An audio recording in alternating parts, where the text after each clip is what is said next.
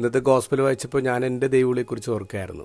ഞാൻ സെമിനാരിൽ ചേരാനുള്ള immediate reason എന്ന് പറയുന്നത് എൻ്റെ ഒരു കൂട്ടുകാരനാണ്.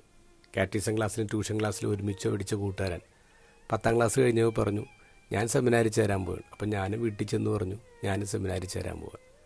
അന്ന് പൗരോഹിത്യത്തെക്കുറിച്ചോ സഭയെക്കുറിച്ചോ എനിക്കൊരു ധാരണയില്ല. അവൻ സെമിനാരിൽ ചേർന്നു, അതുകൊണ്ട് ഞാനും ചേർന്നു. ഫ്രണ്ട്ഷിപ്പായിരുന്നു അന്നത്തെ റീസൺ എന്ന് പറയുന്നത്. വർഷങ്ങൾക്ക് ശേഷം ഇന്ന് ഞാൻ ചിന്തിക്കുമ്പോൾ അവനൊന്ന് ജീവിച്ചിരിപ്പില്ല. ഞാൻ സെമിനാരിൽ ചേരാനുണ്ടായിരുന്ന റീസണും ഒന്ന് ജീവിച്ചിരിപ്പില്ല. ഇന്ന് ഞാൻ പൗരോഹിത്യത്തിൽ നിലനിൽക്കുന്നുണ്ടെങ്കിൽ അതിന് റീസൺ വേറെയാണ്. എന്ന് പറഞ്ഞാൽ ഓരോ ദിവസവും എൻ്റെ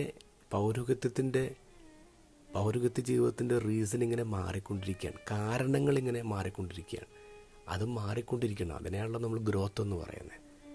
ഇന്നത്തെ ഗോസ്പലിൽ നമ്മൾ ശിഷ്യന്മാരെ കാണുന്ന 4 പേരും ഉടനെ തന്നെ ഈശോ വിളിച്ച ഉടനെ തന്നെ എല്ലാം ഉപേക്ഷിച്ച് ഇറങ്ങിപ്പോരാ. അവർ ഈശോയുടെ പുറകെ പോകുമ്പോൾ അവർക്ക് കംപ്ലീറ്റ് ആയിട്ടുള്ളൊരു വിഷനൊന്നുമില്ല. അവരാകെ കേട്ടിട്ടുള്ള വാക്ക് ചിലപ്പോൾ കിങ്ഡം എന്നായിരിക്കും, ഒരു രാജ്യം ഉണ്ടാവും.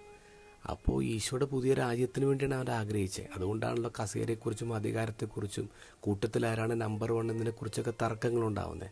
കുരിശിൻ്റെ ചുവട്ടിൽ ഇവർ 4 പാടും ചിതറി ഓടുന്നതും അതുകൊണ്ട് തന്നെയാണല്ലോ. അപ്പോൾ ഇവർ ഇറങ്ങി പുറപ്പെട്ടതിൻ്റെ കാരണം പിന്നീട് മാറിയെന്നുള്ളതാണ്. അതേ റീസണിൽ തന്നെ നിൽക്കുന്നില്ല. അതാണ് വളർച്ച എന്ന് പറയുന്നത്. പക്ഷെ അവരൊരു കാര്യം ചിന്തിച്ചു. അവർ ഉടനെ ഇറങ്ങി പുറപ്പെട്ടെന്ന് പറയും. ഉടനെ, ഇമ്മീഡിയറ്റ്ലി. നമ്മുടെ ലൈഫിൽ എല്ലാ കാര്യങ്ങളും സെറ്റായിട്ട് എല്ലാ കാര്യങ്ങളും ഒത്തുവന്നിട്ട് റീസണിങ്ങും ലോജിക്കൊക്കെ വെച്ചിട്ട് ഒരു വീടിലേക്ക് എടുത്തിയാടാൻ പറ്റത്തില്ല. ഈശോ വിളിക്കുമ്പോൾ ഉടനെ എടുത്തിയാടുക.